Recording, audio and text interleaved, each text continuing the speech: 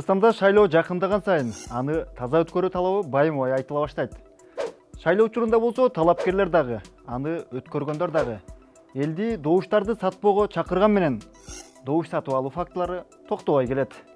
Кечээ Жогорку Кеңештин депутаты Алтынбек Сулайманов алдыдагы шайлоодо добуш сатып алууну кантип токтотсо болот деген суроого жооп берип жатып, добуш сата турган болсоңор аны 20 000 сомго чейин саткыла деп шайлоочуларга ачык эле кайрылып кетти.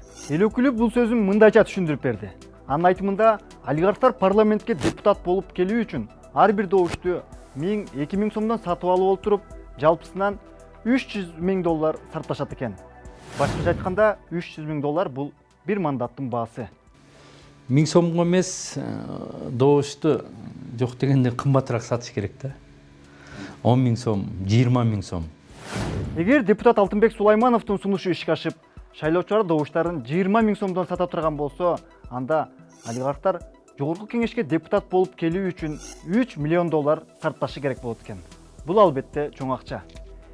Эл өкүлү олигархтардын мындай акча коротуп Жогорку Кеңешке келүүсү алар үчүн натыйжасыз болуп, парламентке билимдүү жаштар келмек деген оюн айтып өттү. Көңүл коюп карай турган болсок, депутат Сулаймановдун сунушу суу кечпесе да бир четинен туура сунуш. Бирок экинчи жагы да бар. Ал шайлоонун таза өтпөшү бир эле добуштарды сатып алуу менен байланыштуу эмес. Административдик ресурс, кошумча бюллетендерди ыргытуу же жыйынтыктарды бурмалоо, курулай убада айта берсе көп. Урматтуу достор, силерде да шайлоо боюнча кандайдыр бир ой пикир болсо, видеонун ылдый жагына пикир калтырыңыздар. Ошондой эле биздин каналга жазылып коюуну унутпаңыздар.